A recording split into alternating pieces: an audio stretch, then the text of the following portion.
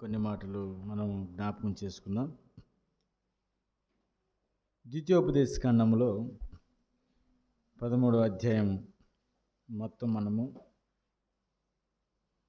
క్లుప్తంగా ధ్యానించుకుందాం. ఈ అధ్యాయం మొత్తము అంశము ఒకటే, సారాంశం ఒకటే, చాలా ఉదాహరణలు ఉన్నాయి. సరే, ద్వితీయోపదేశకాండం 13వ అధ్యాయం మొదటి 3 వచనాలు చదివి మరలా ప్రార్థన చేసుకొని మనం వాక్యంలోకి వెళ్దాం.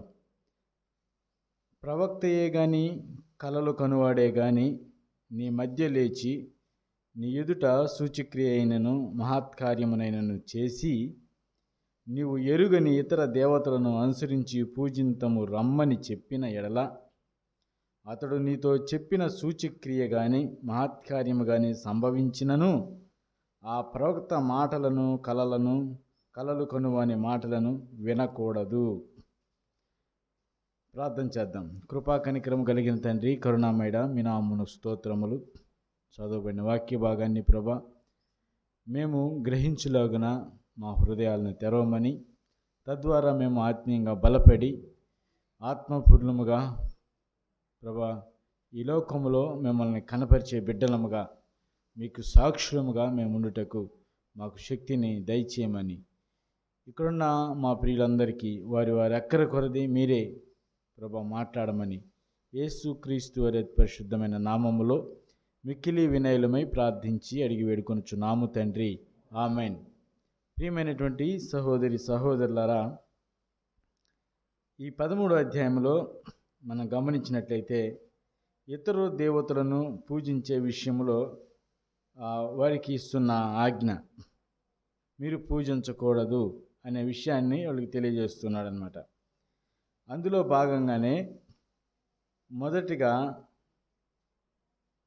మనం గమనించినట్లయితే ప్రవక్తయే కానీ కలలు కనువాడే కానీ నీ మధ్య లేచి నీ ఎదుట సూచక్రియ అయినను మహత్కార్యమునైనను చేసి నువ్వు ఎరుగని ఇతర దేవతలను అనుసరించి పూజింతము రమ్మని చెప్పిన ఎడల అతడు నీతో చెప్పిన సూచక్రియ కానీ మహత్కార్యం కానీ సంభవించినను ఆ ప్రవక్త మాటలను కలలు కనువాని మాటలను వినకూడదు. ఎందుకంటే మీరు మీ దేవుడైన యెహోవాను మీ పూర్ణ హృదయంతోనూ మీ పూర్ణాత్మతోనూ ప్రేమించుచున్నారో లేదో తెలుసుకొనుటకు మీ దేవుడైన యెహోవా మిమ్మును పరీక్షించుచున్నాడు. మీరు మీ దేవుడైన యెహోవాకు లోబడి ఆయనకే భయపడి ఆయన ఆజ్ఞలను అనుసరించి ఆయన మాట విని ఆయనను సేవించి ఆయనను హత్తుకొని ఉండవలెను. నీవు నడవవలెనని నీ దేవుడైన యెహోవా నీకు ఆజ్ఞాపించిన మార్గములో నుండి నిన్ను తొలగించున్నట్లు ఐగుప్తు దేశములో నుండి మిమ్మును రప్పించి దాస్య గృహములో నుండి మిమ్మును విడిపించిన మీ దేవుడైన యెహోవా మీద తిరుగుబాటు చేయుటకు మిమ్మును ప్రేరేపించిన గనుక ఆ ప్రవక్తకేమి ఆ కలల కనువారికేమి మరణశిక్ష విధింపవలెను. అట్లు నీ మధ్య నుండి ఆ చెడుతనమును పరిహరింపవలెను. ఆ తర్వాత 6వ వచనం నుంచి అదే సారాంశము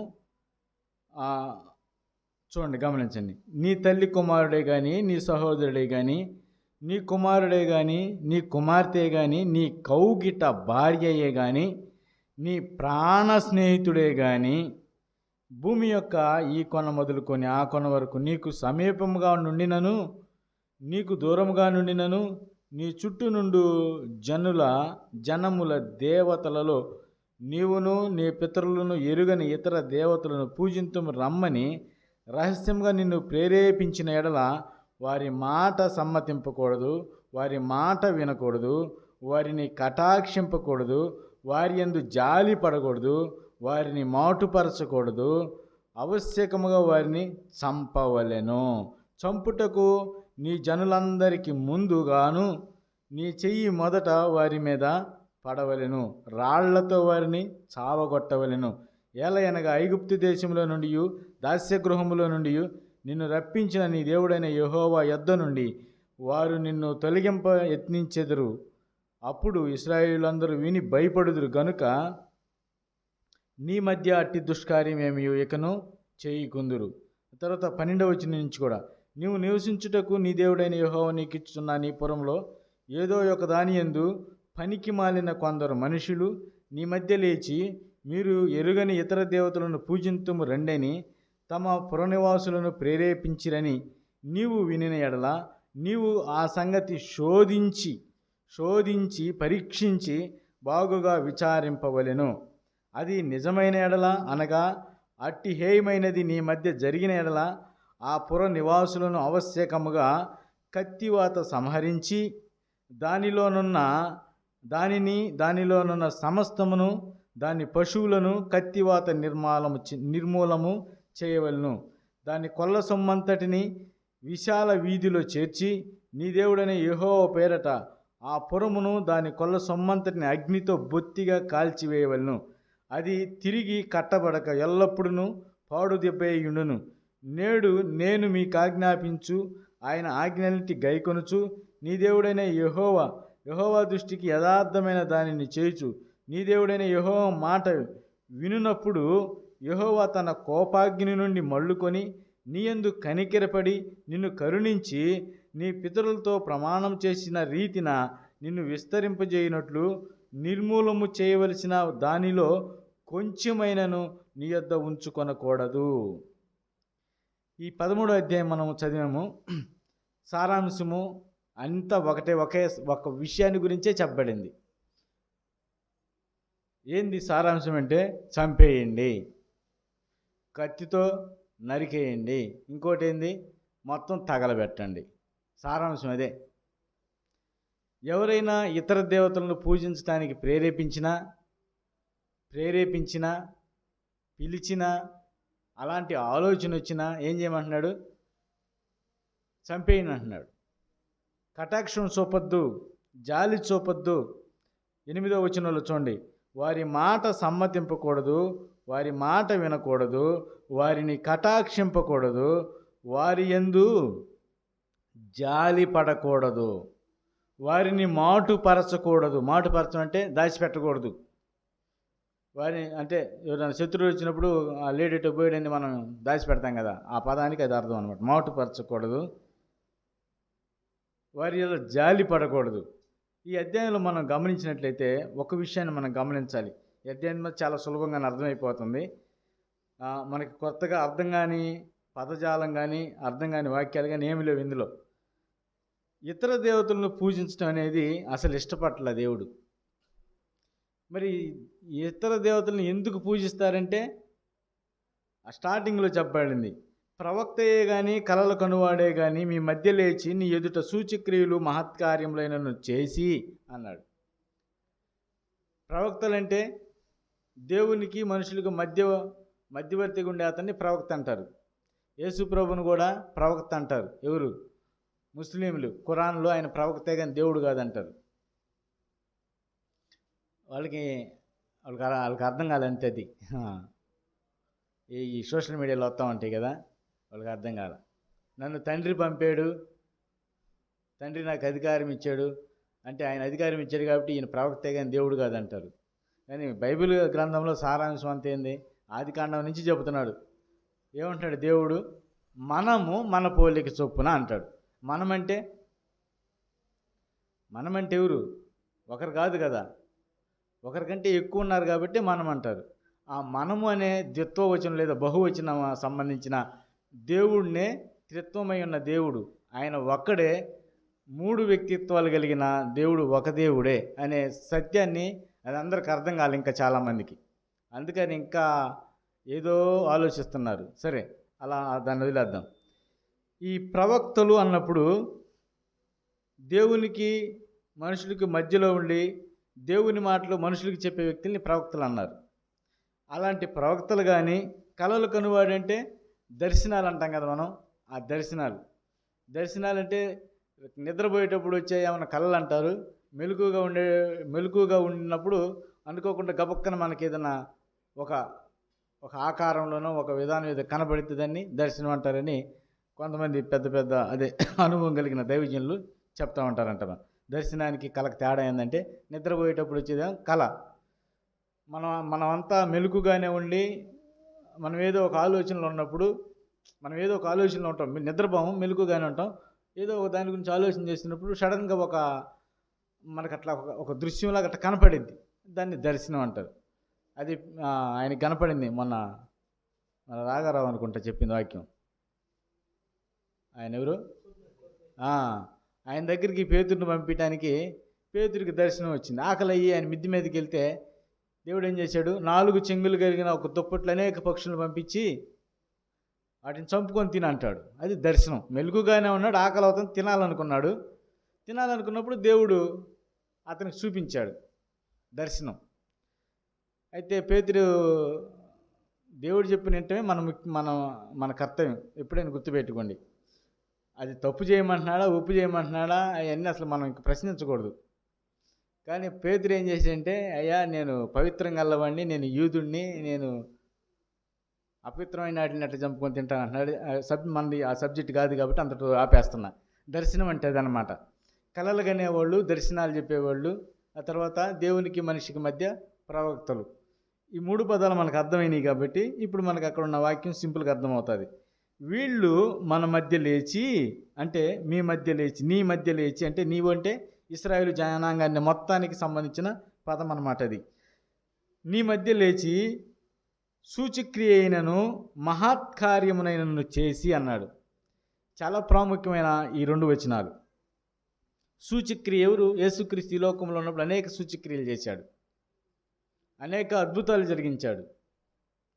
ఇక్కడ కూడా అయ్యే చెప్పబడుతున్నాయి. చూడండి ఏమంటున్నాడు, సూచక క్రియ అయినను మహత్కార్యములను చేసి నీవు ఎరగని ఇతర దేవతలను అనుసరించి పూజింతము రమ్మని చెప్పిన ఎడల అతడు నీతో చెప్పిన సూచక్రియ కానీ మహత్కార్యం కానీ సంభవించినను, అంటే సూచక్రియ కానీ మహత్కార్యం కానీ జరిగింది, నీ మధ్య చేశాడు, అది జరిగింది. లేదా ఆ ప్రవక్త ఇట్లా చెప్పేటట్టు జరుగుతుందని చెప్పాడు, జరిగింది. జరిగినప్పుడు ఏం చేస్తాం మనం? తప్పదుగా, అస్సలు తప్పదు. ఏం చేస్తాం? చిలక బస్తీకి వెళ్తాం. డబ్బులు తీసిందేవాడు ఖచ్చితంగా చెప్తాడు, నమ్మాలి, తప్పదు. అంతేనా? లేదు, ఇంకా కొన్ని అపవిత్రాత్మకు సంబంధించి కొన్ని ఉంటాయి. ఎవరని అడుగుతాం మనం, చెప్తారు, నిజమే చెప్తారు, వాళ్ళు నిజమే చెబుతారు. ఇప్పుడు రావట్లేదు సోది చెప్పేవాళ్ళు, నాకు భలే భయం. సొరకాయ బుర్ర తగిలించుకొని టుంగ్ టుంగ్ టుంగ్ అని అంటారు. అసలుకి నాకు అంత భయం అంటే అంత భయం. చిన్నప్పుడు వాళ్ళని చూస్తేనే దెయ్యంలాగా కనపడతారు నాకు. వాళ్ళు దాక్కునేవాడిని. అయినా వాళ్ళని పిలిపించుకొని చెప్పించుకుంటూ ఉంటారు. చెయ్యాడు పెట్టేది ఎట్లా అంటూ ఉంటుంది, ఈ మూలకి ఇట్టున్నాడు. నేను అనుకున్నా అదే, దానికి ఎప్పుడు మా మీద ఉంది అదే అపవిత్రాత్మ లేదా అపవాది అనేవాడు ఈ లోకాన్ని అంతా సంచరిస్తూ ఉంటాడు. ఈ లోకం మీద అంతా సంచరిస్తూ ఏం జరుగుతుందో గ్రహించిన వాడై వాడు మనుషులు హృదయాలని దేవుని వైపు తిప్పుకోకుండా కొంత వాడి ప్రయోగాలు అన్నమాట. ఇయే సూచక్రియలు మహత్కార్యాలు అంటే జరుగుతూ ఉంటాయి. మనకి కూడా నిర్గమకాండంలో అనుకుంటా మోషే పావం చేస్తే అక్కడున్న వాళ్ళు కూడా పావం చేశారు. తెలియని వాళ్ళు ఏమనుకుంటారు, అవి వాళ్ళ దేవుడైనా వీళ్ళ దేవుడైనా ఒకటేలే, వాళ్ళు పావం చేశారు వీళ్ళు పావం చేశారు, అవి ఎవరైనా ఒకటే, ఏ దేవుడైనా ఒకటే, ఏ దేవుడైనా ఒకటే, దేవుళ్ళందరూ ఒక్కటే. భలే చమత్కారంగా భలే సులభంగా మాట్లాడతారు చాలామంది. కొంతమంది ఈ సోషల్ మీడియాలో ప్రశ్న వేస్తారు, దేవుళ్ళందరూ ఒకటైనప్పుడు యేసుప్రభుని నమ్మన్నప్పుడు మరి బాధ ఎందుకు? అందరూ ఒకటే కదా, నమ్ముకొని అందరూ ఒకటైనప్పుడు నమ్ముకొని సువార్త ప్రకటించొద్దు అంటారు కొంతమంది. మళ్ళీ తెలివిగా ఏం చెబుతారు, ఈ దేవుళ్ళు అందరూ ఒకటేలే అంటారు, ఏ దేవుడైనా ఒకటేలే అంటారు. ఇక్కడ ఏం చెబుతున్నాడు చూడండి, ఎవరైనా మీ మధ్య మహత్కార్యములైనను సూచక్రియలను చేసిన ఎడల ఆ సూచక్రియలు సంభవించినను అన్నాడు. ఎవరు చెబుతున్నాడు? మోషే చెబుతున్నాడు. ఎవరు చెప్పమంటే చెబుతున్నాడు? దేవుడు చెప్పమంటే చెబుతున్నాడు.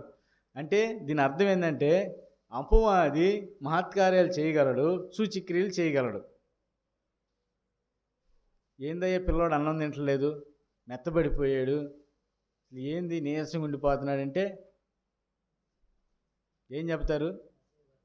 మన ఇక్కడేమనుంది 6వ వచనంలో, నీ తల్లి కుమారుడే కానీ, నీ సహోదరుడే కానీ, నీ కుమారుడే కానీ, నీ కుమార్తె కానీ, నీ కౌగిట భార్యే కానీ, నీ ప్రాణ స్నేహితుడే కానీ. ప్రాణ స్నేహితుడు వస్తాడు. ప్రాణ స్నేహితుడు వచ్చి, రేయ్ మొన్న మా పెద్దమ్మోళ్ళ అబ్బాయికి ఇట్టాగే మెత్తబడిపోతే అన్నం తినపోతుంటే అగ్రహారంలో ఓబనపాలెం సౌటపాలెం దగ్గర మన నాలుపాడు దగ్గర ఒక్క తాయితిగానే వేసాడు అనుకో, పిల్లోడు బో కళకళలాడిపోతాడు. నా మాటిని సారి పోయిరారా, పోయేస్తాం, తాయి తేపిస్తాం, కళకళలాడతాడు. అదే ఏడు చెప్తున్నాడు. మహత్కార్యము సంభవించినను అన్నాడంటే జరుగుతుంది అని అర్థం, జరగవని చెప్పట్లా. అర్థమవుతుందా? ఇదే అది. మహత్కార్యములు జరుగుతాయి, జరగవని చెప్పట్లా. మంత్రం వేస్తారు, మంత్రం వేసిన మరుసటి రోజు నుంచి ఇంత అన్నం తినోడు ఇంత అన్నం తింటాడు. అబ్బా భలే పవర్ గల మంత్రం వేసాడు రా, 500 తీసుకున్నాడు, పోతే పోయిన 500 మంచి మంత్రం వేసాడు రా.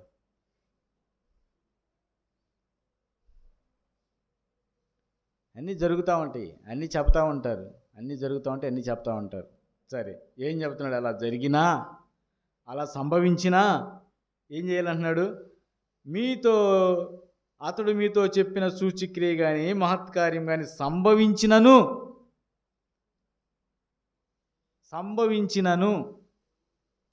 ఇది చాలామందికి ఇప్పటికీ కూడా, ఇంకా కొన్ని సంవత్సరాలు రాబోయే సంవత్సరాల్లో కూడా ఇది జరుగుతూనే ఉండిద్ది. ఇది జరిగిద్ది, ఈ క్రియ జరుగుతూనే ఉండిద్ది. ఏం చేయలేరు. ఎదుటి ప్రాణ స్నేహితుడు ఏం చెప్తాడు? ఊరా దేవుడు దేవుడేరా, ఎవరో దాకెందుకు, మీరు ఎవరు బాధపడగాకండి, అదే ఉన్నమాట చెబితే ఉండు రచ్చిరాదని పెద్దలు అంటూ ఉంటారు కదా. ఉన్న మాటలు చెప్పకూడదు కొన్ని. మా ఇంటి ముందు మా ఏలి బాబాయ్ వాడు చేశాడు. ఏం శుభ్రచనమ్మా అన్న, ఏం లేదు అబ్బాయి అంది. ఏంది బాబాయ్ అన్న, రేయ్ తెలియదు అరబాకరా, దేవుడు దేవుడే అదే అన్నాడు. ఇంకేం చెప్పేది నేను? అంటే మనకు బాగా పరిచయం కాబట్టి, క్లోజ్ కాబట్టి, ఏంది బాబాయ్ ఆడ ఏముంది బాబాయ్, ఖమ్మం ప్రార్థనకి వెళ్ళి బైబిల్ చదువుకుంటే ఏమున్నదంటే, బే మీ తెలియదులేంటిరా, దేవుడు దేవుడే. ఇప్పటికీ ఇక్కడ కూర్చున్న మనలో కూడా బహుశా అలాంటి ఆలోచన ఉండి ఉండొచ్చు. ఎందుకు తప్పేం కాదు, అది తప్పు కాదని ఎందుకు అంటున్నానంటే, మన కళ్ళెదురుకు చూస్తున్నాం, జరుగుతున్నాయి, మహత్కార్యాలు జరుగుతున్నాయి. ఆడకపోయి రాగానే పిల్లలు బాగా కళ్ళకళ్ళాడుతూ ఉంటారు. ఆడకపోయి రాగానే కొన్ని మనకి నయమైనట్టు, మనకు హుషారు వచ్చినట్టు జరుగుతుంది. ప్రత్యక్షంగా మనం అనిపించినప్పుడు మనకేమనిపించింది? నమ్మాల్సి వచ్చింది. అదే నమ్మకూడదు అంటున్నాడు. నమ్మితే, అలా నమ్మటానికి ప్రేరేపించిన వాడిని ఏం చేయమంటున్నాడు చూడండి. 13వ అధ్యాయంలో 5వ వచనం చివరి భాగంలో ఏమంటున్నాడు? అట్టి ప్రవక్తయే కానీ కలలు కన్నవాడికి మరణశిక్ష విధింపాలి.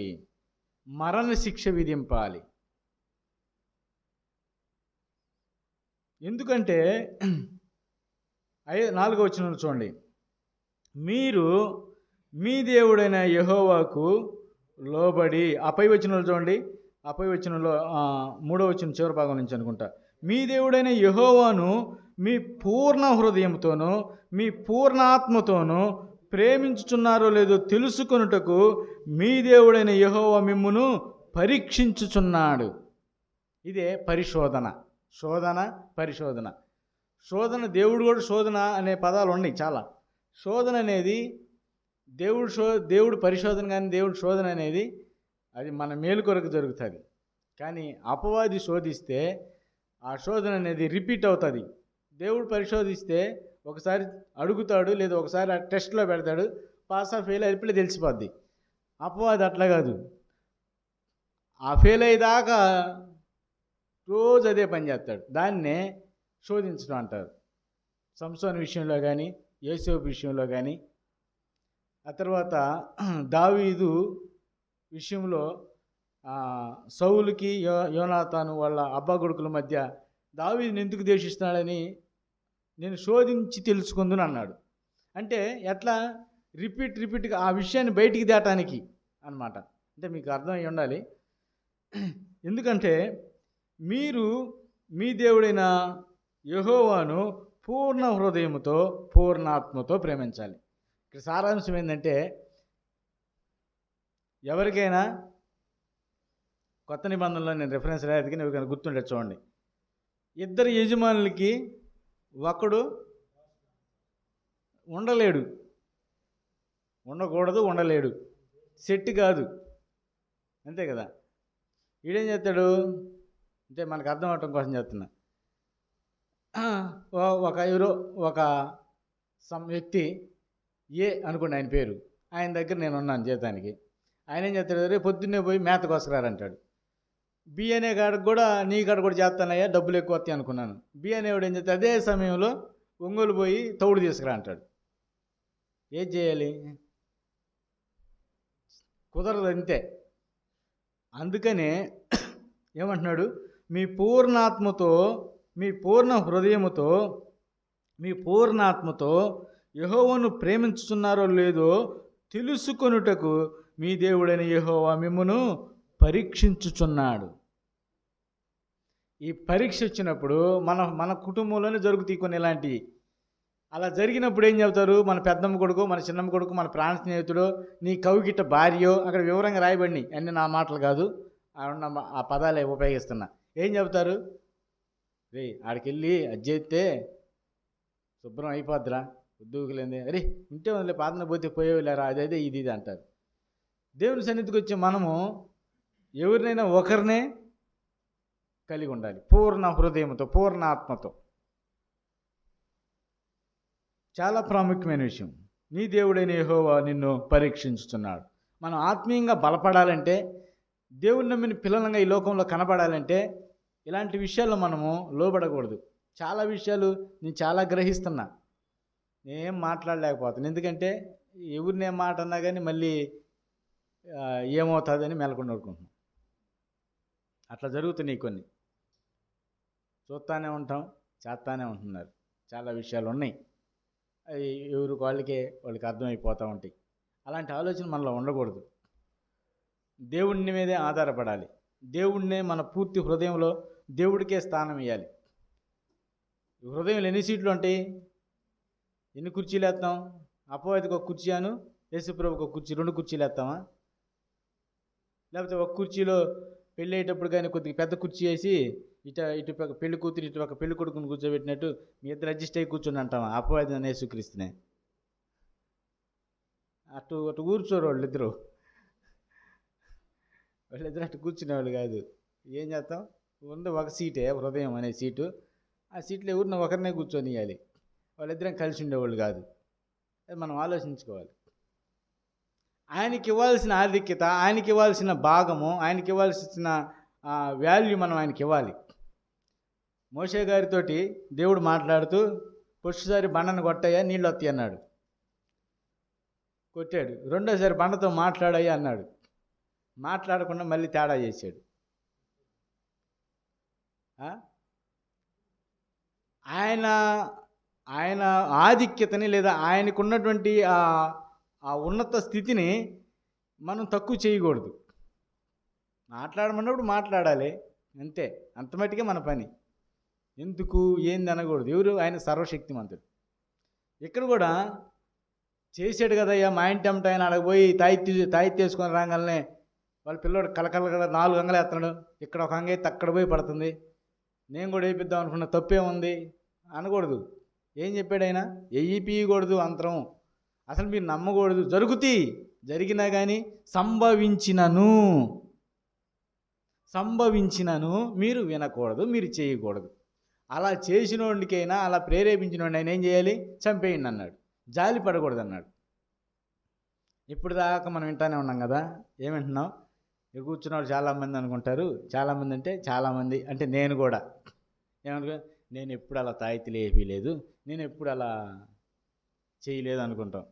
కానీ అక్కడున్న అర్థం ఏంటంటే, మీ పూర్ణాత్మతో, మీ పూర్ణ హృదయముతో దేవుణ్ణి ఏం చేయాలంటున్నాడు? ప్రేమించాలి, ప్రేమించుచున్నారో లేదో అన్నాడు.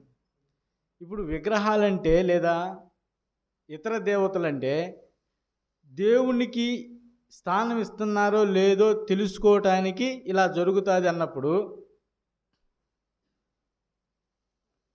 ఒకే ఒక పాయింట్ అలా. ఏం పాయింట్ అంటే దేవునికి ఇవ్వాల్సిన ప్రాధాన్యతలో ఇంకోటి ఏదైనా వచ్చి పెడితే అది విగ్రహమే, అది దేవతే. అంటే మనకు కనపడే దేవతలు దేవుళ్ళే కాకుండా కనపడకుండా మన హృదయంలో మనకు ఈ సీట్లో, హృదయం అనే సీట్లో యేసుప్రభు ఒక్కనే కూర్చోబెట్టుకున్నామా లేకపోతే డబ్బును కూడా కూర్చోబెట్టామా? యేసుప్రభుని ఒక్కనే కూర్చోబెట్టామా? ఒక పదవి లేదా ఒక ఆధిక్యత, ఒక పబ్లిసిటీ కావాలని కోరుకుంటున్నామా? యేసుప్రభు ఒక్కనే పెట్టుకున్నామా లేకపోతే తిండి లేకపోతే ఇంకొక ఏదన్నా పని ఎక్కువ ఎప్పుడు పని చేసుకోవటం రకరకాల ఏదైతే మన గిల్గల్ పాస్టర్ గారు వాక్యం చెప్తూ విగ్రహం అంటే ఆయన సింపుల్గా షార్ట్ కట్లో చెప్పేసాడు. ఎవరింటికాడ కుటుంబ ప్రార్థన ఇంటా ఉన్నాను, భలే సింపుల్గా చెప్పాడు. దేవుని పరిచర్యకు ఆటంకమయ్యే ఏదైనా సరే అది విగ్రహమే. అది వాస్తవం. అది ఆయన చెప్పింది కరెక్ట్. అంటే షార్ట్ కట్ అనమాట. ఇంత వివరం చెప్పకుండా ఇది అదని చెప్పకుండా ఆయన ఏం చెప్పాడంటే దేవుని పరిచర్యకు, దేవుని పనికి ఆటంకం కలిగించేది ఏదైనా సరే అది విగ్రహమే. అంటే దేవుణ్ణి పూర్తిగా మనం విశ్వసించి దేవుణ్ణి మన పూర్ణ హృదయంతో, మన పూర్ణాత్మతో ప్రేమించకుండా కట్ చేయడానికి ఏదైతే మనకు అడ్డపడుతుందో అది విగ్రహమే. రాత్రిపూట కూడికలకి ప్రతి కూడికి రాలేకపోవటం, అవసరాలు ఉంటే దేవుడు చూస్తాడు నువ్వు ఎందుకు వెళ్ళావో ఎక్కడికి వెళ్ళావో. ఏ అవసరం లేకుండా ఇంటికాడ కాలక్షేపం చేస్తే, సమయాన్ని వృద్ధం చేస్తే మనం ఏం చేయలేం. లెక్క చెప్పేటప్పుడు లెక్క చెప్పాలి, అన్నిటికీ లెక్కలు ఉంటాయి. ఈ విషయాన్ని గమనిద్దాం. ఇక్కడ విగ్రహము లేదా అన్య దేవతలు అంటే మనకు కనపడే అన్ని దేవతలే కాదు, కనపడని అన్ని దేవతలు కూడా యేసుప్రభు పక్కన కూర్చోబెట్టామేమో. ఆ ఒక సీటు అడ్జస్ట్ అవ్వండి మీ ఇద్దరని ఎవరెవరిని కూర్చోబెడుతున్నామో. ఆయన అట్లా కూర్చునేవాడు కాదు. ఒక సీట్ వేసి ఇద్దరిని కూర్చోమంటే ఎంతసేపు కూర్చుంటారు? మనం కూర్చుంటామా? పప్పన్నానికి వెళ్ళి ఒక సీటు మీద ఇద్దరిని కూర్చోమంటే సరే నువ్వు తింటున్న తర్వాత నేను తింటావాలంటాడు. అంతే కదా, ఆలోచిస్తున్నారమ్మా. ఆ తర్వాత చూడండి, అదే విషయాన్ని గురించి అదే సారాంశము మళ్ళీ మనం రిపీట్ చేసినా కానీ అదే సారాంశం. ఏమంటున్నాడు? వారిని కటాక్షింపకూడదు, చావగొట్టవలెను. 10వ వచనం, 13వ అధ్యాయం 10వ వచనం. రాళ్లతో వారిని చావగొట్టవలెను. ఎట్లా అంటే ఎందుకనగా ఐగుప్తు దేశములో నుండి, దాస్య గృహములో నుండి నిన్ను రప్పించిన నీ దేవుడైన యెహోవా యొద్ద నుండి వారు నిన్ను తొలగింప యత్నించెదరు. అట్లాంటి వాళ్ళు నీ దేశంలో ఉండకూడదు, వాళ్ళని రాళ్లతో కొట్టి చంపాలి. ఆ తర్వాత ఇంకొక విషయంలో ఎవరైనా పనికి మాలిన వాళ్ళు ఉండి ఇట్లా చేస్తే వాళ్ళని ఏం చేస్తున్నాడు? కత్తితోటి చంపేయండి, ఆ దేశాన్ని అగ్నితో కాల్చండి, ఆ దేశంలో ఉన్న వస్తువులన్నింటినీ కూడా కాల్చిపడేయండి. ఎవరు కూడా ఆ దేశంలో ఏ వస్తువుని కూడా తెచ్చిపెట్టుకోవద్దు. అంటే దేవునికి ఇష్టం లేనిది, దేవునికి నచ్చనిది మనలో ఏది ఉండకూడదు. అక్కడ వాళ్ళ దేశంలో అన్నాడు, ఇక్కడ మన హృదయంలో అనుకుంటున్నాం. మన హృదయంతో పూర్తిగా దేవునికి ఇవ్వాలి, మన హృదయంలో పూర్తిగా దేవునికి అవకాశం ఇవ్వాలి. పూర్ణాత్మతో, పూర్ణ హృదయముతో దేవుణ్ణి మనం ప్రేమించాలి. ఇది సత్యం అన్నమాట. క్రొత్త నిబంధనలో ఇదే అంశానికి సంబంధించిన రెఫరెన్స్లు నేనైతే రాయలేదు, కానీ ఒక జలలో నుండి పేతురుపత్రిక వాటిలో ఉంటాయి. ఒక జలలో నుండి 2 ఓట్లు వస్తాయా? ఇంకా ఉంటాయి. ద్రాక్ష చెట్టు నుండి దానిమ్మకాయలు కాస్తాయా? ఇట్లా చాలా ఎగ్జాంపుల్స్ ఉన్నాయి అన్నమాట. అంటే ఒక బావిలో మంచినీళ్ళు, ఉప్పు నీళ్ళు 2 రావు అనే ఉదాహరణలు ఉన్నాయి. అదే పూర్ణాత్మతో, పూర్ణ హృదయంతో మనం దేవుని నమ్మిన పిల్లలంగా మనం దేవుణ్ణి పరీక్ష అన్నమాట. ఇది మిమ్మల్ని పరీక్షించుచున్నాడు. ఎందుకంటే ఆర్థిక ఇబ్బందులు వస్తాయి, శరీర అనారోగ్యతలు వస్తాయి, ఇంకేమైనా సమస్యలు రావచ్చు. అలాంటప్పుడు నీ కౌగిట భార్యే. ఏం చెప్తుంది? సొలొమోనుకు ఇతర వాళ్ళ చేసుకున్నాడు వివాహం. వాళ్ళు ఏం చేశారు? తన హృదయమును ఇతర దేవతల వైపు తిప్పిరి అని రాయబడి ఉంటుంది. ఆ రిఫరెన్స్ మీరు చదివితే మీకు అర్థమవుతుంది. సొలొమోను హృదయం మారిపోయింది, మార్చేసారు వాళ్ళు. ఎందుకంటే ఈ లోకంలో ఒక విషయాన్ని గమనించండి, తల్లిదండ్రులు చెప్పినా ఎవరు చెప్పినా కానీ వినరు, కానీ స్నేహితుడు చెబితే మాత్రం ఖచ్చితంగా వింటారు. చాలా చాలా ప్రాముఖ్యమైన విషయం. స్నేహితుడు చెబితే 100% మారిపోతారు, ఎచ్చుంటోళ్ళైనా మారిపోతారు. ఇది చాలా ప్రాముఖ్య విషయం. అందుకే నీ ప్రాణ స్నేహితుడే కానీ అన్నాడు చివరిలో, 6వ వచనం చివరిలో, నీ ప్రాణ స్నేహితుడే కానీ అన్నాడు. చెప్పినా కానీ నువ్వు వినద్దు, వాళ్ళని అనుసరింపద్దు. ఈ మధ్యాహ్న కాలంలో మన హృదయంలో, మన ఆత్మలో ఎవరికి అవకాశం ఉంది? దేవుని ఒక్కడికే ఉందా? ఇతర దేవతలకు కూడా అవకాశం ఇస్తున్నామా? ఒకవేళ మీరు చెప్పచ్చు, ఈ లోకంలో నేను చూశానయ్యా, పలానా సాటికి వెళ్ళి వస్తే మా పిల్లోడు బాగుపడ్డాడయ్యా అనొచ్చు. చదువు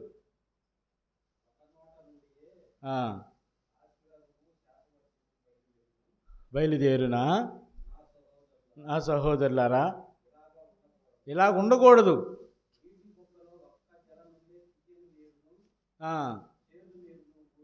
ఊరునా అంటే నీటి బుగ్గ అంటే ఒక బావి లాంటిది అనమాట. ఎగ్జాంపుల్, ఉంటే ఉప్పు నీళ్ళు ఉంటాయి, లేకపోతే మంచినీళ్ళు ఉంటాయి. ఈ సత్యాన్ని మనం గ్రహిద్దాం. ఈ మధ్యాహ్న కాలంలో మనం నమ్మిన దేవునికి మన హృదయాన్ని పూర్తిగా ఇస్తున్నామా, లేకపోతే కొంత సమయం లోక విషయాలకి, లోక సంబంధ విషయాలకి, లోకంలో ఉన్నదాని కొరకు టీవీ సీరియల్ అవ్వచ్చు, లేకపోతే ఇంకో ప్రోగ్రాలు అవ్వచ్చు, లేకపోతే ఎవరో ఒక వ్యక్తి మన ఇంటికి ఆ టైం ప్రార్థనకి వెళ్ళే టైంకి వస్తారు, వచ్చి ఏందమ్మాయి బాగున్నావా అంటే బాగున్నా అంటే నిన్న అలా అడగబోయి ఇచ్చాము 100కి 4 చీరలు అంట భలే ఉండి అనిద్ది.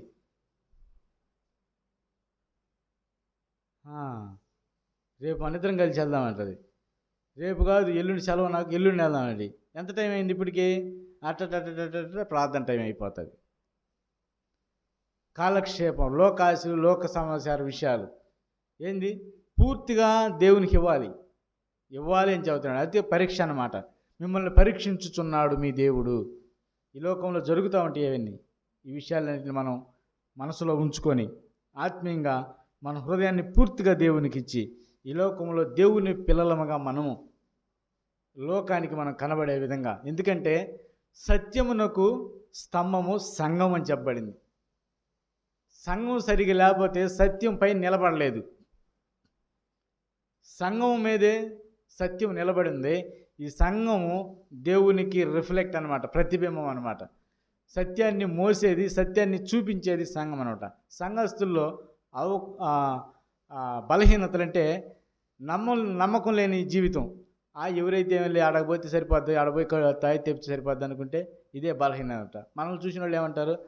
వాళ్ళకే నమ్మకం లేదు, మనమేం వెళ్దామంటారు. ఇలాంటి విషయాల్లో మనం చాలా జాగ్రత్తగా ఉండి ఆత్మీయంగా బలపడి ముందుకు సాగాలని ప్రేమతో హెచ్చరింపబడుచున్నాం. దేవుడి మాటలు మన కొరకు దీవించునుగాక. ప్రార్థన చేద్దాం. కృపా కనికరం కలిగిన తండ్రి, కరుణామయుడ, మీ నామములు స్తోత్రమునైనా